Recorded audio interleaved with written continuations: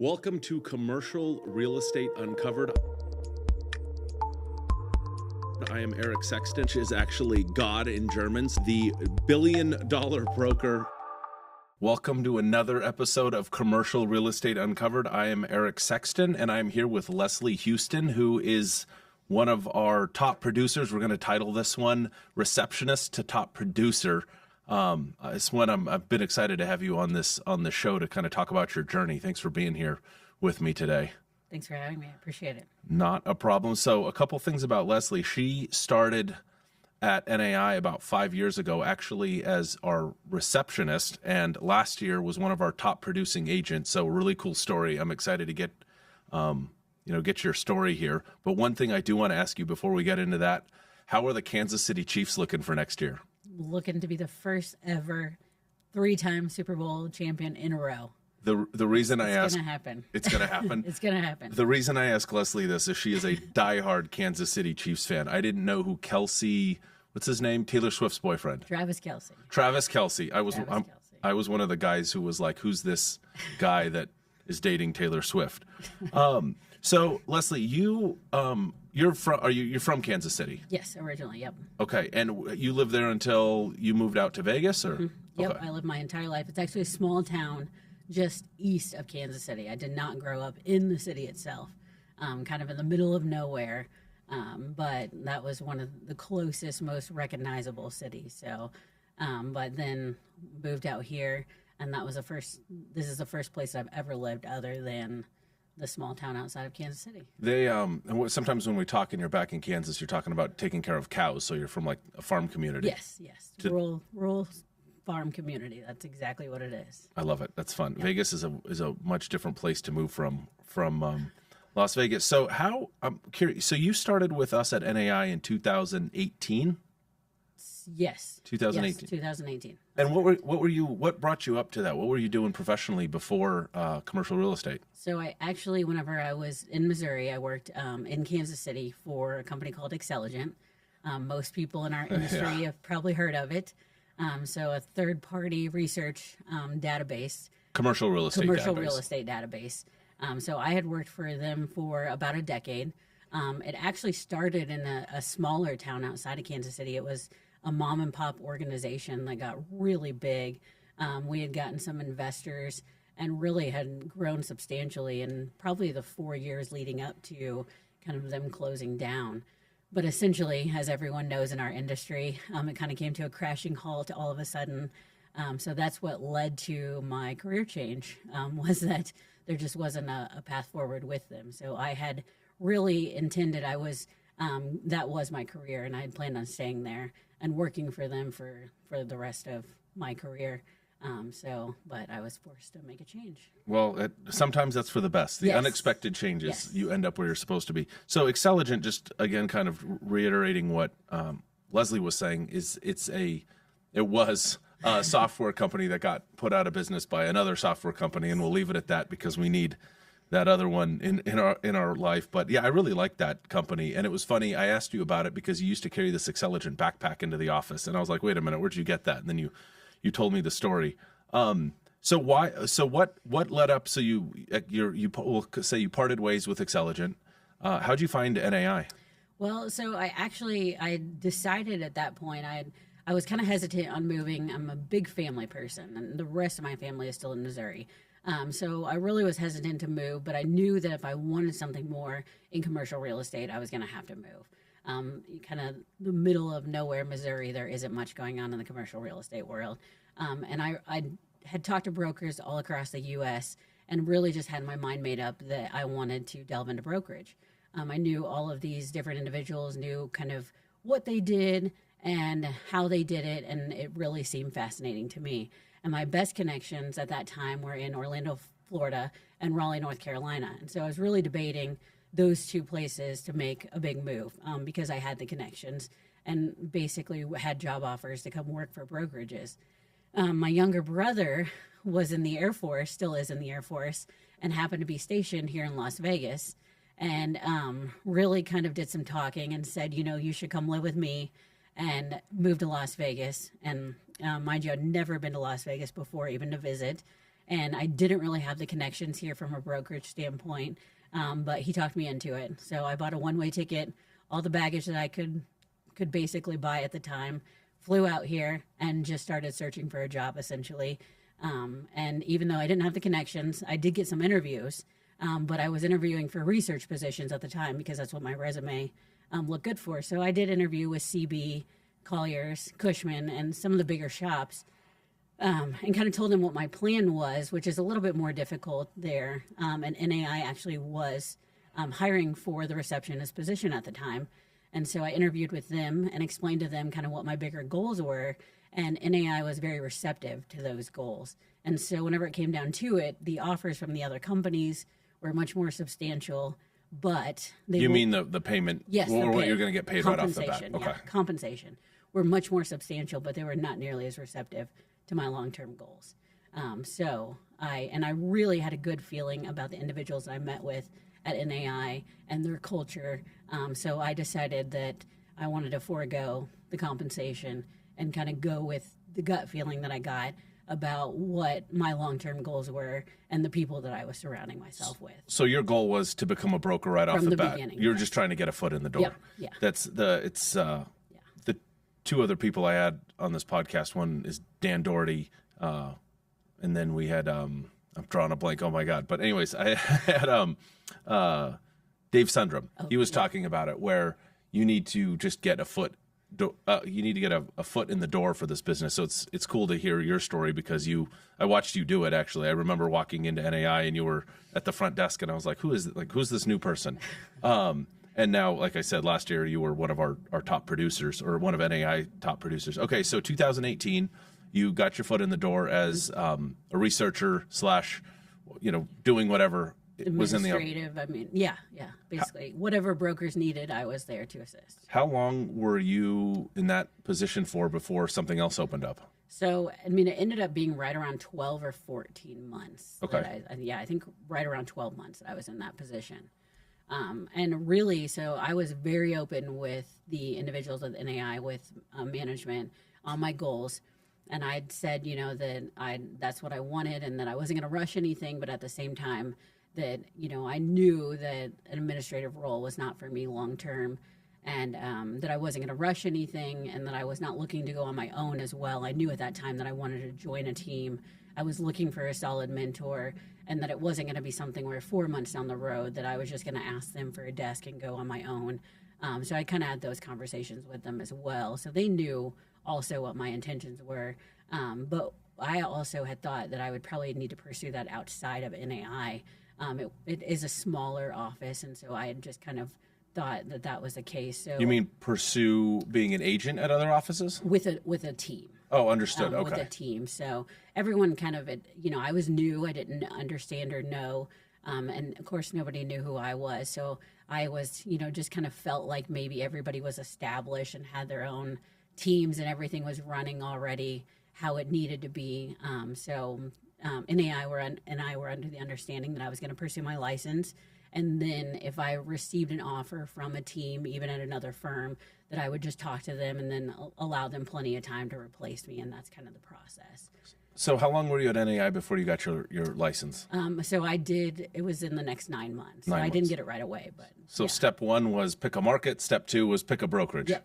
And you did talk to okay. Yep. So what did you learn? What did you learn during that first year where you were just in the office doing? I learned a ton. I think it was really, and I kind of anticipated this, honestly. I knew, what better way to learn about the brokerage side than to help in an office full of brokers? And that's kind of why I was okay with taking that position. So anything that brokers wanted, I did it exactly, I did exactly what they wanted, but I tried to pay extra attention to what they were asking for, pay extra attention to any of the contracts that they were putting in front of me. And then whatever they wanted, I tried to do it 2 steps better than what they asked for. And I tried to, not only do it 2 steps better, but get it done quicker than what they wanted. So that was always my goal. And I really wasn't, again, thinking, I don't mean to interrupt you there, but that's a great mindset to do that 2 steps better than what people were asking of you to kind of stand out. So that obviously, I mean, it got you to where you're at now. But I'm sorry, so keep No, going. you're You're exceeding expectations and doing. So you're doing things like purchase agreements, letter of intents, marketing materials, Correct, all of the correct, above. yeah. Okay. And even whenever it came to just the sheer, even if somebody was asking me to make copies, I was just making sure that I was doing everything exactly, I mean, the best of my ability, which sounds crazy, but in my mind, I'm thinking that if I get an offer or if I start talking to somebody at different firms and I want to be an agent, these are potentially maybe people that I might want to utilize for a reference down the road, or these are potentially people that I might be doing deals with down the road. So in my mind, I'm thinking I want to start establishing, my reputation now, because the career that I came from, there's people that know me for years and years and years, but these people do not. So even if it was something as simple as copying and stapling brochures, I was just making sure that every single thing I did, that everyone understood that I was not going to do anything halfway. And that was very important to me from the beginning. So I just made sure that everything I did, that I did a step above what everyone expected. That's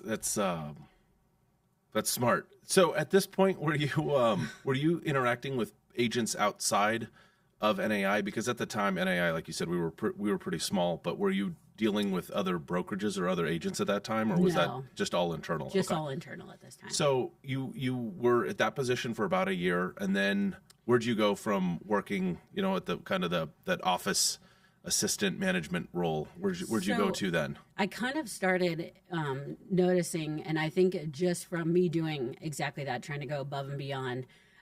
So I started kind of building a rapport with a couple of the agents within the office. And I think some of it is from agents noticing that. So, I wasn't just doing exactly what they asked or kind of halfway doing these types of things. Or, I think some agents could tell that I was, attempting to do things a different way than maybe your average receptionist was. And one of those people was Eric Larkin. So I started working on some special projects with him while I was still in that role. And I would start coming in early prior to whenever I would essentially clock in with NAI, and sometimes started staying late with him working on special projects and working on some things kind of on the side with him.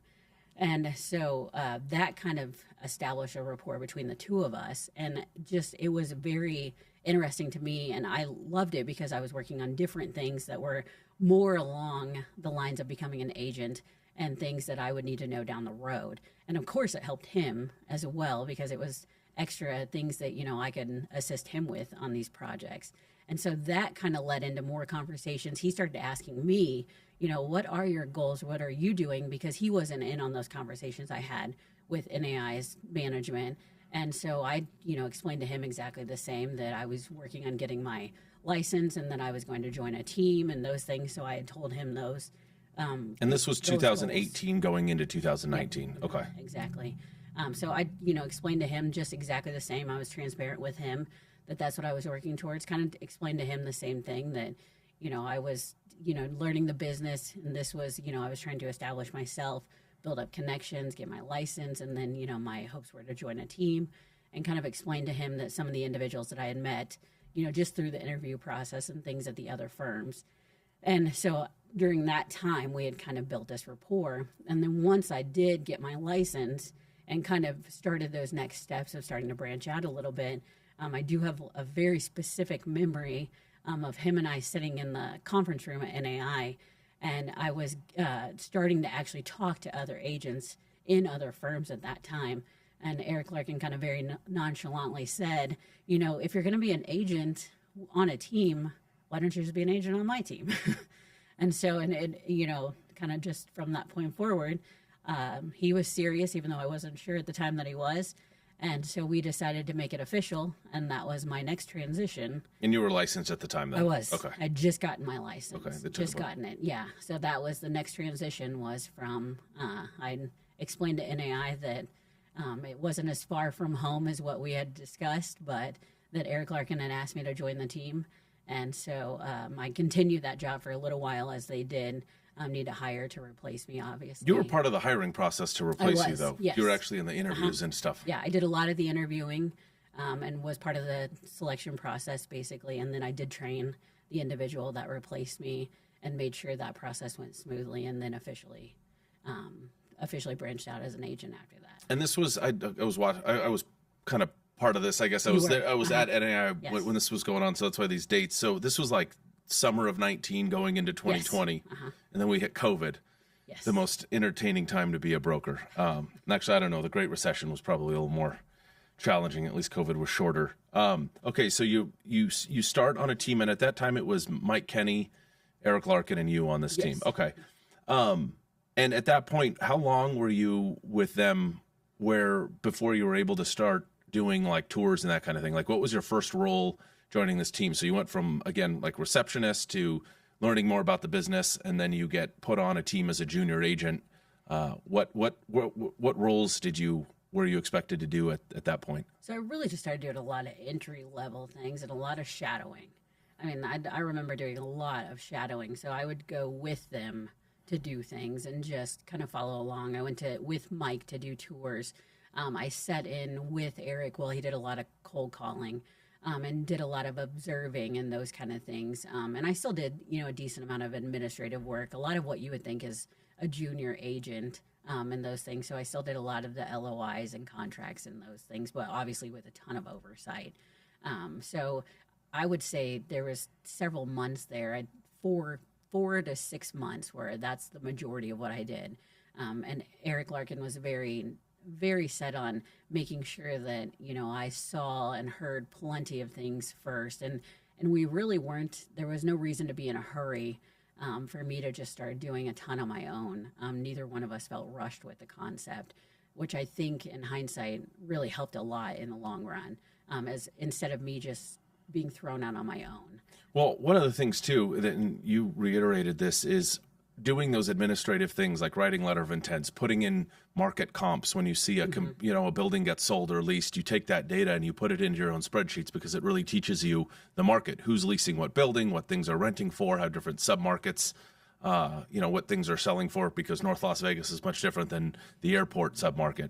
So that is a big thing for people to remember when you're new into the business and you get put into a administrative kind of role as a junior agent. Like, don't let that discourage you. That's the best, kind of information you can. It's being thrown into the deep end in essence. So, okay, I'm sorry I interrupted you there, but you so you started kind of more job shadowing with Eric, who is a co-calling maniac, and learning that. So you did that for about 6 months, and then what was kind of the next step from shadowing to going on to the next phase as being an agent? Then, we kind of just broke off certain portions of the team that I started doing different aspects on my own.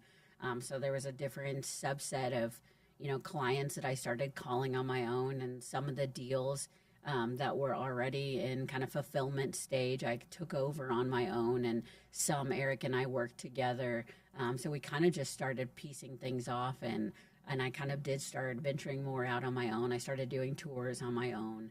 And then as that started, then it was just kind of a little bit more and a little bit more and a little bit more at that time. Do you remember the first tour you did by yourself, and were you nervous about it? I truthfully don't.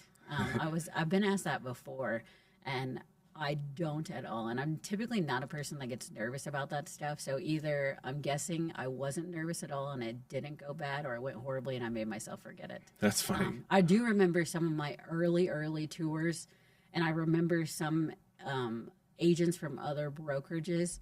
And there are some agents that are extremely helpful. Some individuals in our business that are seasoned, that I would have to admit that, I was obviously still green and didn't know a lot. And there's a couple of guys that I did deals with early on that I feel like helped me tremendously, that aren't at NAI, that had no reason that they had to help me. They could have embarrassed me in front of my own client and didn't.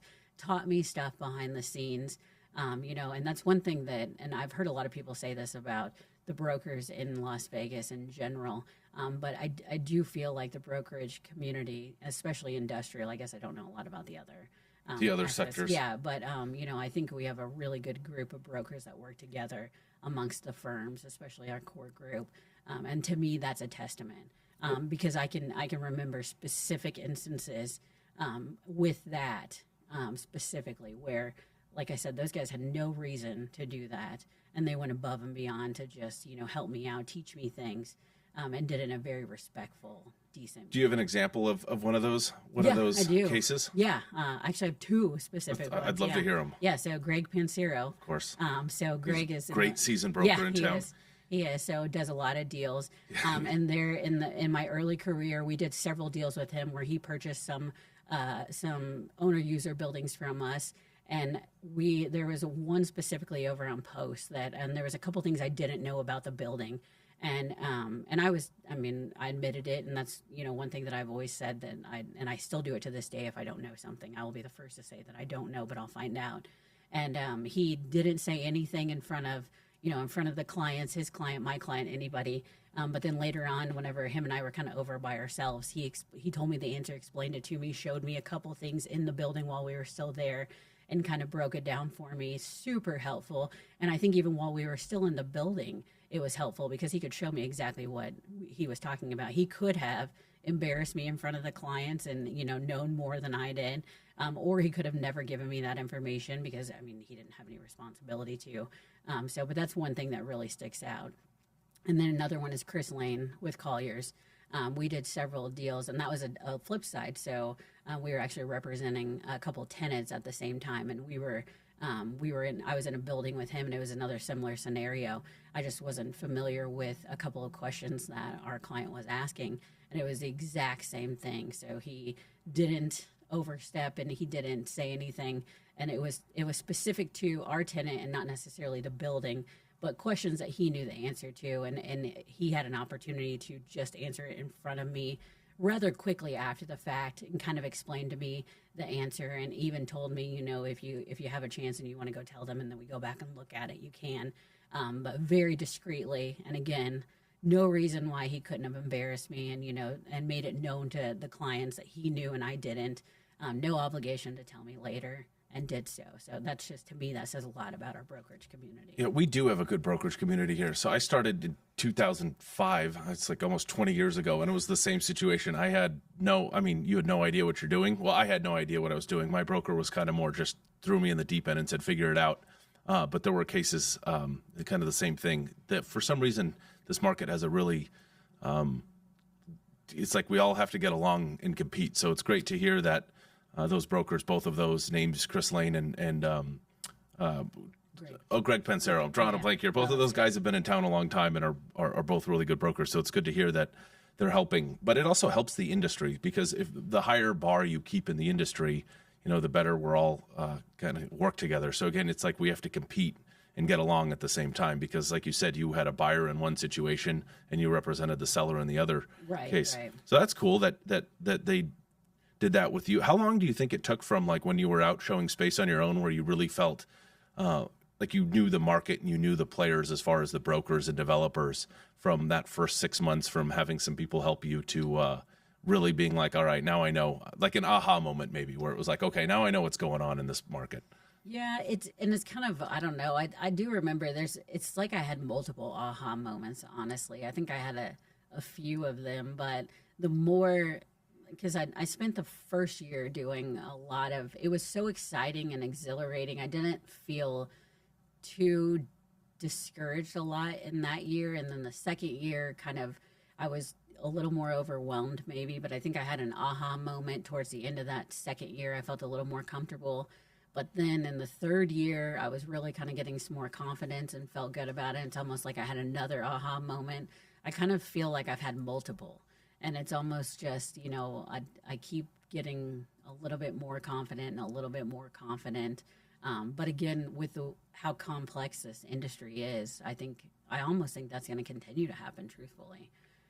It's never ending. Right. I've been, like I said, almost 2 decades, and I still have moments where I'm like, I did not know that. Like I did a deal last year with a pretty big rail spur, and I didn't know anything about that. It was my first time dealing with that.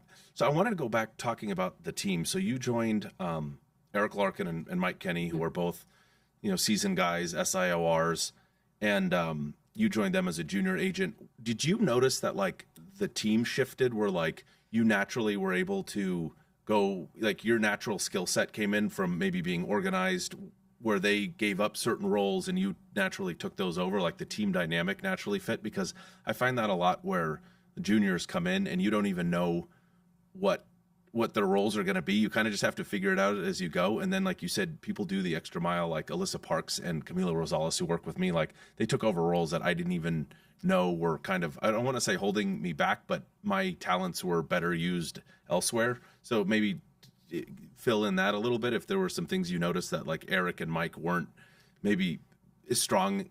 They weren't as strong at doing as you were, and you filled into that. Yeah, I think so for sure. And I think it was, of course, the smaller the team is, I think it's easier too. Sure. But I have to credit Eric a lot in his process with building a team. So he does a lot of research before even adding a team member. Very true. So he uses personality tests and does a lot of digging into each individual and compares the existing team members to the new team member. Just a kind of an extra. It's not a given. It's not 100% that, oh, this clashes, so we're gonna not even consider this person. But just to make sure that there's not something that could be a potential disaster there. You're talking about a test like the Myers-Briggs, yes. I think is the name. Like, their assessment test is for personality test. And Massimo has one that is specific for commercial real estate.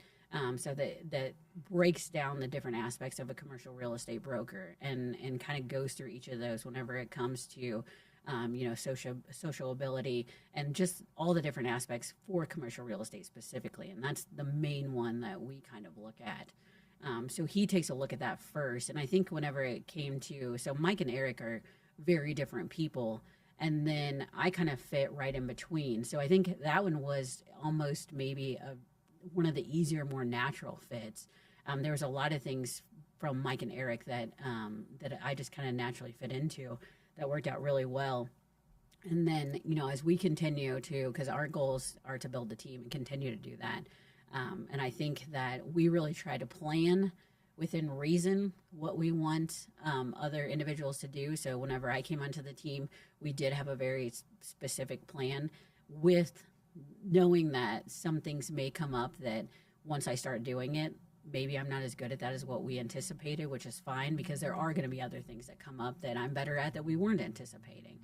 But we try to always go into it with a general outline, essentially, with some gray areas. The reason I ask that is if there's advice or like someone listening to this who's new into the business, or maybe they're a research assistant and they want to get onto a team, keep an open mind to what your role on that team would be, because you might not know what they need and they might not even know what they need in the case of like what your role could be. So teams really, the point is to complement one another. And when you guys were building your team, like I was an agent in there, Eric asked me to do one of those Myers-Briggs tests before I even joined the company. I was like, who is this guy? And I have to get a test to come here. Like what's happening? But they're helpful. I mean, it showed helpful.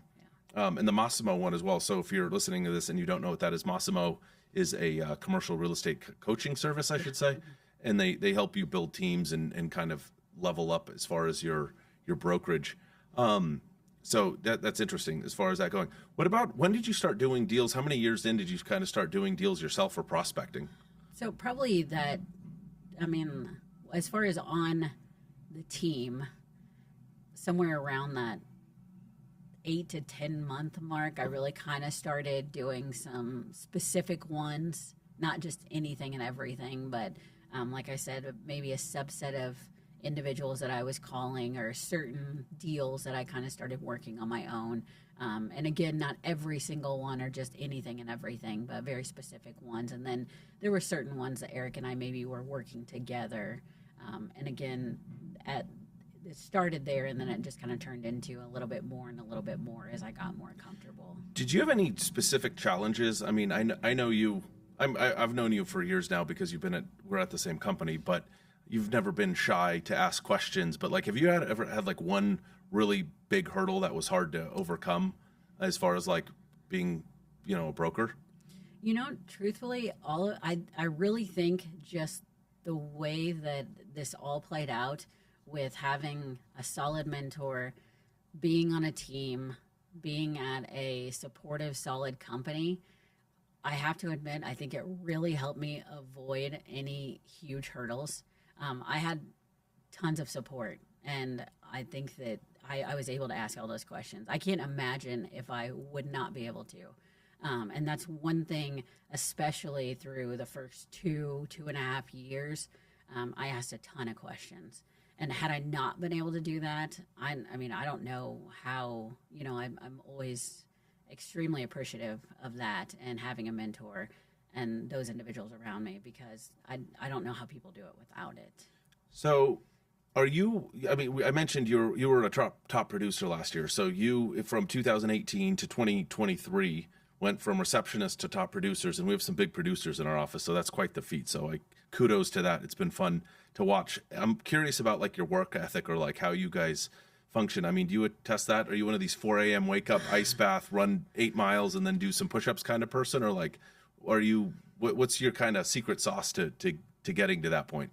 So I've kind of evolved in that. So I do now wake up fairly early on a regular basis, but it's been a process. Okay. And I do think there is something behind that. And a lot of that comes from Eric and I having conversations, and a lot of Eric's advice. So he is an early morning person, and I have listened to him on more than just commercial real estate things. So I've never been a morning person, to be quite truthful, in my entire life, for anything, unless you tell me that we're getting up at 3 a.m. for a Chiefs game, and then I can, but otherwise nothing else. But so I kind of started just easing myself into it early into my career, because I could tell that whenever it came to this, I mean, and I think some of it is just natural competitiveness too. You mean waking up early, or the work ethic? Waking up early. Oh, okay. Work ethic has never been a problem for me, just waking up early. But I can tell, Eric and I have had a lot of conversations about your productivity and what you can get done in that early time frame, and then you have the rest of the day that, if for some reason, because in our world sometimes you spend more time putting out fires than you do anything else. So if you're productive in that early window before your fires start, then it kind of gives you a little bit of a cushion for the rest of the day. So I kind of started gradually easing myself into trying to be an early morning person, and it really has actually made a huge difference. So I do wake up early in the morning, and I have kind of developed an early exercise routine in the mornings, and tried to really kind of focus on some of those things, and kind of try to make myself extremely productive before business hours even start.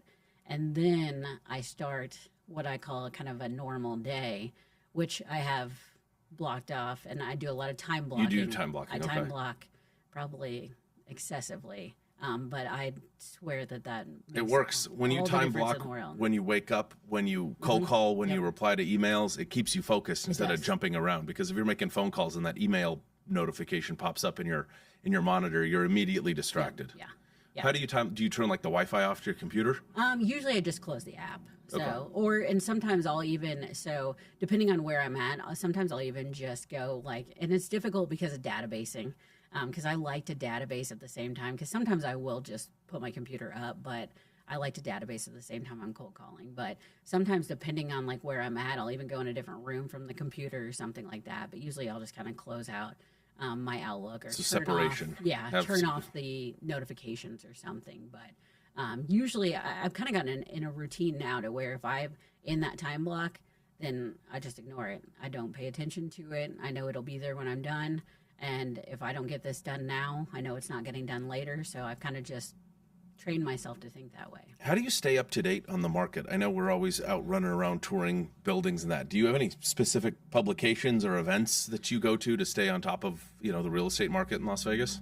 I think so. SIOR lunches is a big one for me. It's a common theme. Everybody says that one. Yeah. I think that's my number one. Okay. So I usually try to never miss one of those. That's the top. I do usually try to, not quite as consistently, but NAIOP breakfasts or CCIM lunches. I usually try to, every other month or so kind of rotate those in. And then I also go to crew lunches. Again, not quite as consistently, but as SIOR, but here and there. Do you get benefit from networking with those? Would you encourage a new agent to dive into all those and go to as many of those as possible? As a new agent, I would go to every single one of them.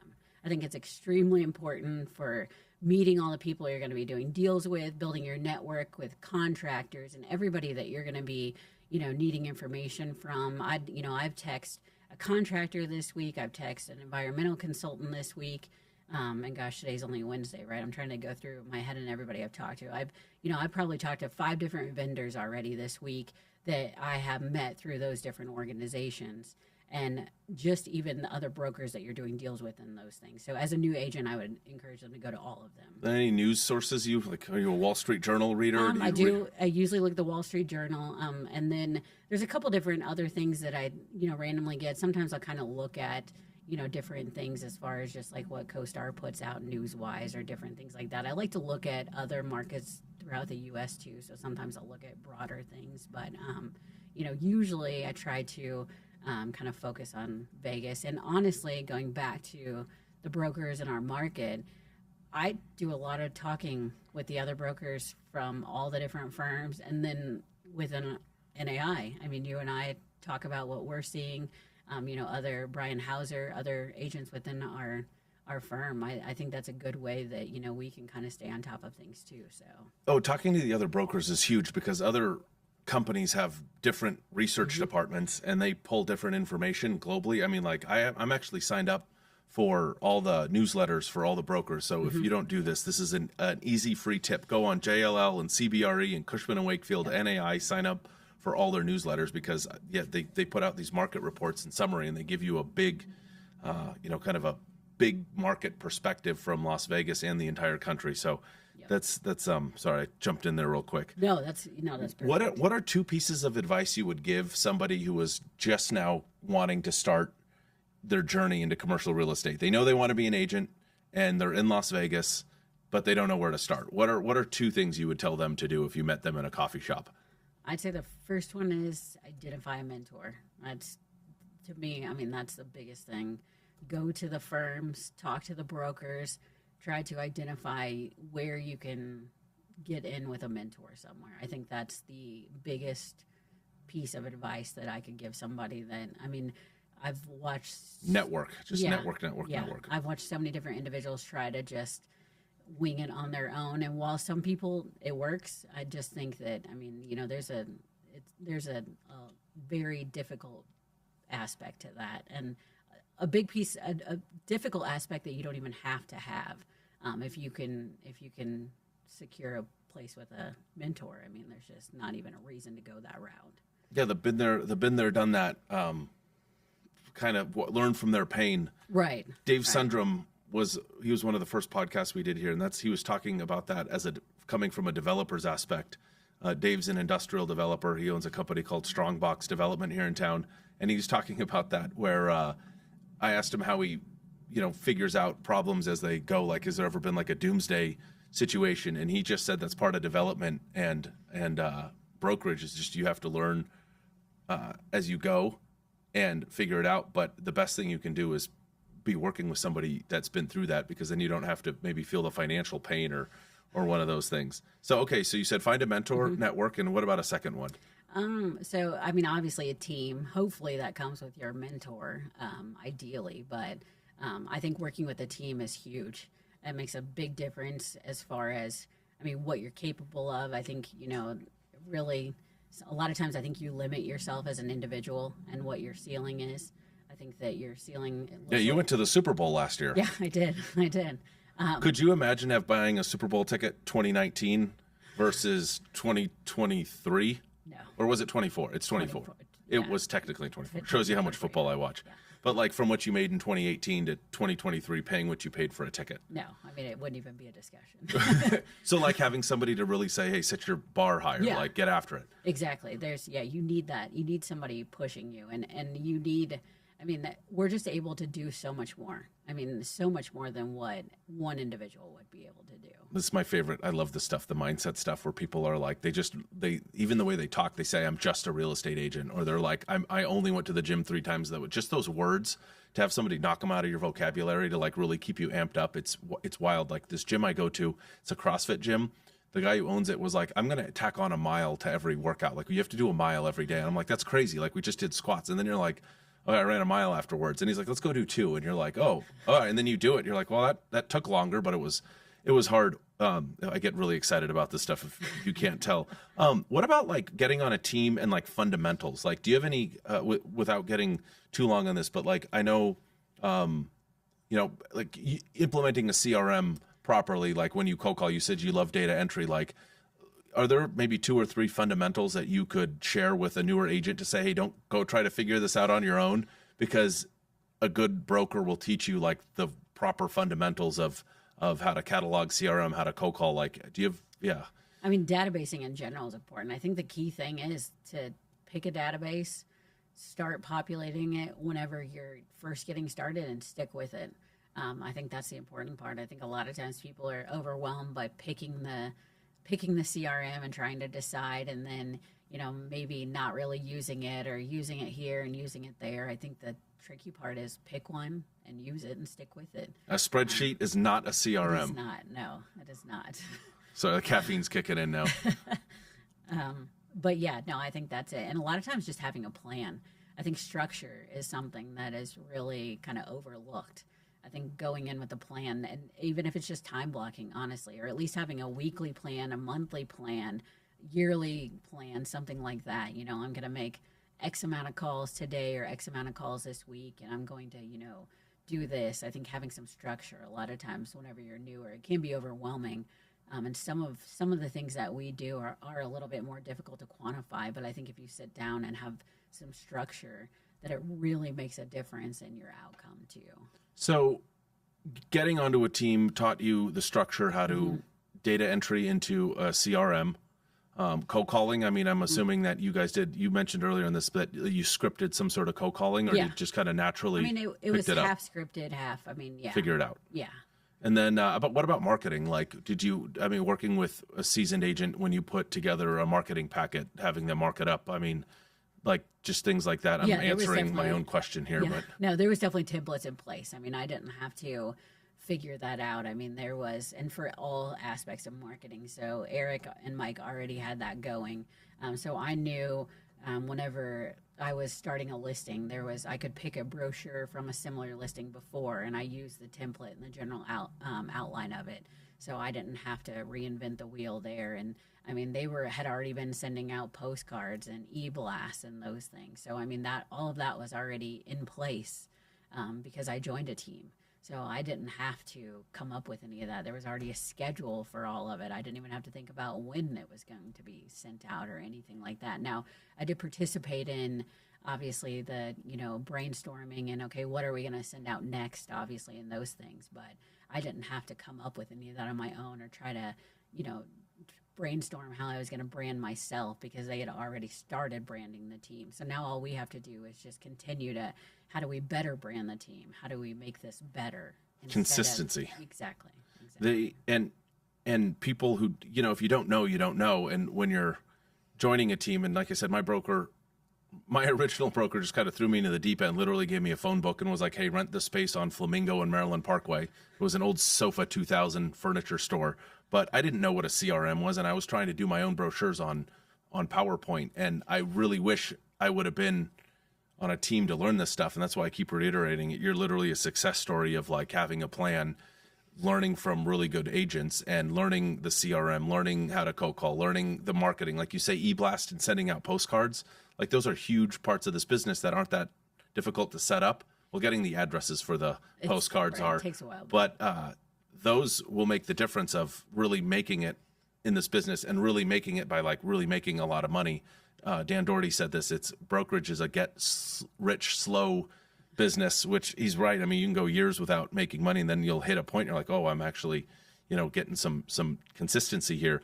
That's fun. So at this point in your career, like, do you have a new goal? Like you've hit the point, you're a top producer. You went to the Super Bowl last year, and I'll say it multiple times. Like, I watched your journey, so it's been really fun to see you go from, the front desk to a top producer. What's your next goal? Do you have a specific one set in mind? I think, just continue. I was in the top 10, but not the top 5. So, I think I want to keep climbing that list. And, really, Eric and I kind of have the same goals as far as the team go. If, the team does well, we do well. So we want to continue to grow the team. And I think that's, becoming a big goal of mine. The bigger the team gets, the better we all do individually too. So that's a big thing that I think we're really looking at now is so we have already now have a fourth team member. It's not just the three of us, and we're towards the end of summer. I think we're going to have another big announcement about our team too. So I think that's, I'm curious. I'm in the same office. That's good. You know, our goal is just to continue to grow that team and make each of us. That's another reason why I love our team too, is that everybody on our team wants to see the others do well. And that really makes for a great team atmosphere. Well, the pie gets bigger. I mean, people think another person gets added, my slice of the pie is going to get smaller. It's really, everyone's winning. I mean, you talk about you being a big sports fan. That's the same case there. The coach does well, the players do well. Exactly.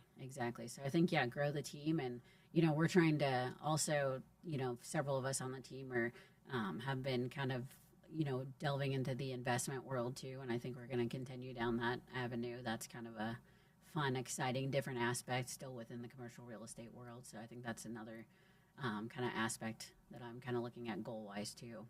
Real quick, have you invested in deals? Mm-hmm. Yes. So that's something that I love about our office too, is we've created an environment where you can invest in commercial real estate in different methods, even if it's a small amount. I mean, if somebody puts in $1,000, they're able to do that, and it really gets you excited to do deals because you can find them and invest in them if it's the right structure. Like, is there a certain like investment type you're excited about? Obviously, you're an industrial broker, but do you have a goal of like buying your own building, or you just like the partnership thing more? So ironically, I've not invested. Well, I guess there is a little bit. I've barely invested in any industrial thus far. Ironically, but no, right now. So we've kind of, with one of our NAI capital partners, we've kind of, partnered up with some guys that they do all the heavy lifting and works out perfect for me. So as the opportunities come up, I kind of just jump in on the ones that I can jump in on. And that's, as they come, if I'm able to, then, and if I like the deal, then I get in on it. But that's basically, I don't have anything in particular in mind. I've kind of. What about getting your SIOR designation? Is that a. Yes. So I am an SIR member associate currently. I have been for about a year. Okay. Do you have a time target to get that full designation? Yeah. So I actually, as soon as I became a member associate, I already hit the income goals to become a full member. So nice. I just kind of have to wait it out now. So yeah, the SIOR, I think it's a minimum of 3 years. Yeah. To so I just get have it. 2 left. Yeah. So if you're listening to that and then you see the designation on the back, it takes some time. It does. That's exciting. Camila on my team literally got her member associate designation today. So I'm like, all right, now we need to set it in the calendar. 3 years from now, you're going to get your designation. What about it's a question I love to ask. Do you have a favorite book that you would tell somebody to read, or even just something you like reading? So my favorite, and I periodically go back and read over and over, it's ironic from our other conversations, is the 5 a.m. Club. The 5 a.m. Club? Yeah, I do love that book. Okay. So I've never read that. It's a good book. Yeah, It's got several hidden messages in it too, not to mention the main one, but and then I love that book. All right, so some of the key takeaways. The reason I wanted to have you on the show, as I mentioned in the beginning, is you really set a goal, and it's happened, and it's happening, and you're growing. So people who are listening to this, like, set a plan and stick to it, because it's really obtainable, and it might take longer sometimes than you anticipate, but like just the consistency, and keep an open mind, because you never know what door opens up. And like you said, when you came to NAI, you were even thinking I might end up at a different brokerage, and it ended up you just found the right fit from the get-go. So an open mind goes a long way. Even if something happens, like you're working at a company like Excelligent, you thought it was going to be career, and then you ended up, the company doesn't exist anymore. So that's a great it's a great story. It's been fun to watch you guys grow. Now I'm curious about what this Larkin Industrial Team question announcement's going to be. But any other last thoughts or pieces of advice you'd give a new agent, or just somebody who's trying to get in there? I know we covered a lot, and I've asked you this before, but I mean, I think you summarized it well. Set goals, and put your head down and work. I think what really paid off for me the most was get there early, do a little bit more than what you have to or what anybody else is expecting, stay a little bit later, and it'll happen. I think that's exactly what paid off for me, to be quite truthful. You do work hard. There were some cases where you were back in Kansas and I'd call you and you'd be like, hey, I'm feeding the cows. I have to call you back in a little bit unless it's something quick. I'm like, she's feeding cows and doing deals like from another state. So yeah, there's nothing, just show up and work. Yeah, and you'd be exactly. shocked what could accomplish. All right, Leslie, thank you so much for being on the show. How can people get a hold of you if they want to reach out with any questions? What's the best way to get a hold of you? Social media or email or all the above? So Larkin Industrial Team has a Facebook. You can find us on Facebook, Instagram. We also have a LinkedIn, and so each of us are on LinkedIn as well. If you don't find our team page, and then you can find us on Linktree as well. Larkin Industrial Group. We have all of our reports. We have our quarterly reports. We have our monthly sales, sale comp reports, and then all of our listings on Linktree as well. Look at that marketing pitch there at the end. Her email is lhouston@naixl, and then you can find you at Leslie Houston on LinkedIn is an easy way to get a hold of you. Okay. Well, thank you again for being here and sharing your insight and story. I've loved the last hour. It's been great. I appreciate it. Thanks again. And I love what you're doing with the show. It's very interesting and exciting. I appreciate that. It's fun. It is.